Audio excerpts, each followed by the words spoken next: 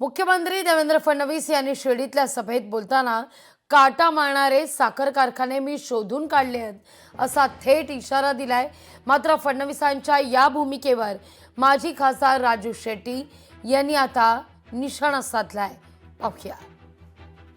जो शेतकरी तुमच्याकडे त्या ठिकाणी शेतमाल टाकतो, जो तुमच्या करता राब राबतो, हाडाचं काळं करतो, रक्ताचं पाणी करतो, त्या शेतकऱ्यावर त्या ठिकाणी अशा प्रकारची आपत्ती आली आणि तुम्हाला 5 रुपये द्यायला सांगितले तरी देखील तुम्ही मागे पुढे पाहता। आता असे काही कारखाने मी शोधून काढले आहेत ज्यांच्याकडे शेतकऱ्याचा काटा मारला जातो। आता त्यांना मी दाखवणार आहे की तुम्ही शेतकऱ्याचा काटा मारून मारून या ठिकाणी पैसा जमा करता आणि शेतकऱ्याकरता 25 लाख रुपये द्या म्हटलं तर तुम्हाला त्या ठिकाणी देण्याची दानत नाही आहे। अरे तुम्ही मालक नाही आहे, या कारखान्याचे मालक आमचा शेतकरी आहे। त्यामुळे त्या शेतकऱ्याच्या पाठीशी उभं राहण्याचं काम या महाराष्ट्रामध्ये सरकार करेल। आम्ही सातत्याने घसा फोडून सांगतोय, महाराष्ट्रातल्या सगळ्या साखर कारखान्यांचे काटे ऑनलाईन करा, म्हणजे काटामारीला चाप बसेल।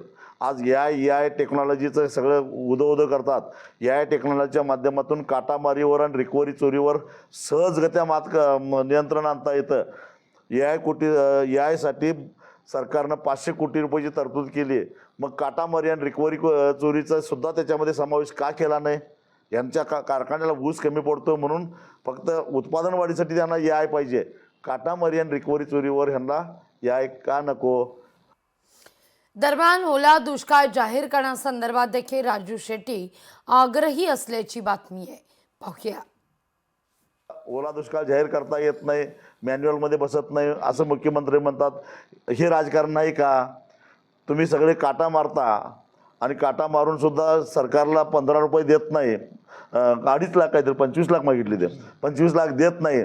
तुमचं सगळ्याचं रेकॉर्ड माझ्याकडे आहे असं म्हणतात। हे राजकारण नव्हे का? कारण मग मुख्यमंत्र्यांना माहिती, मी तर 2014 साली यांना सगळे मुख्यमंत्री झाल्या सगळे पुरावे दिले। ते पुरावे कुठे गेले मला माहीत नाही, पण ज्यांच्या विरोधातले पुरावे होते ते सगळे भाजपमध्ये गेले। ते तेवढं मी 10 वर्षात बघितलं आणि ते पुरावे एवढे यांच्याकडे पुरावे होते, काटा मारतात, मग तर तरीसुद्धा यांनी त्यांच्यावर कारवाई का केली नाही? लोकशाही मराठी ऐका, पहा, जागरूक रहा।